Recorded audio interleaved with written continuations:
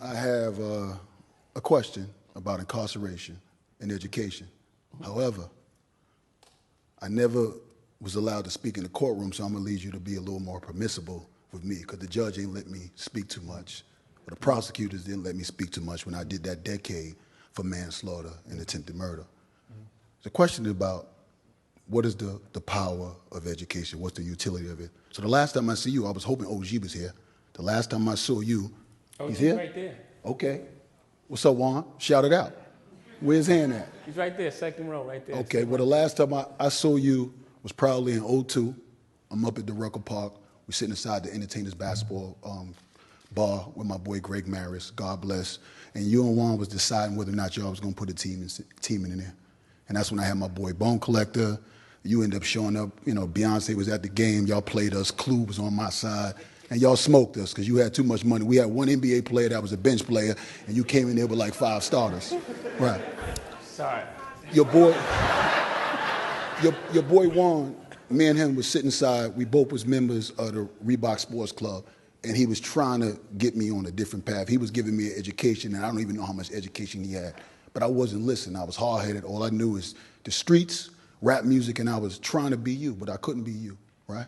So I just happened to just land in a prison, one of these prisons, because we all know in 1994, they moved higher education out of prison. I was fortunate enough to land in one of those prisons where I took some Columbia classes, my GPA is out the roof, graduated valedictorian. Thank you. Now I'm a program developer here at the Center for Justice, and just now I'm about to roll out educational programs in 5 different prisons in South Carolina, just alone right there.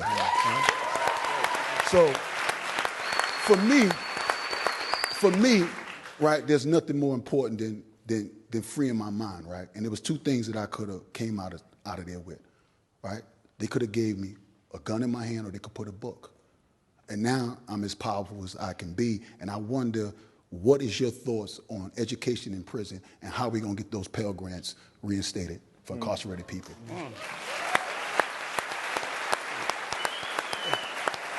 And my name is Jay Holder, just in case you don't remember, Jay Holder. Yes, sir. Well, 2 of the things that I'm most passionate about, and the things I worked on the longest, my mother's here. She started, we started this Sean Carter. Where is she, actually? Could you stand up a bit? Could you stand up? Don't be shy. Right? That's my mother.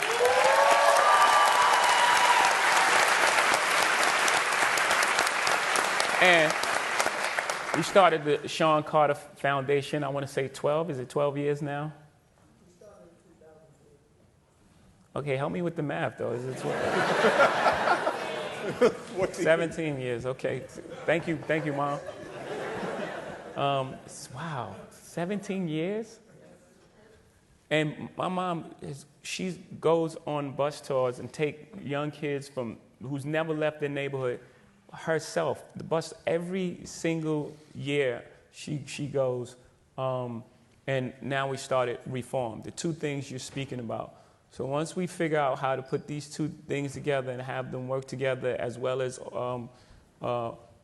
changing these laws, I would love to work with you. I don't know how I could get in touch with you. I think your story is amazing.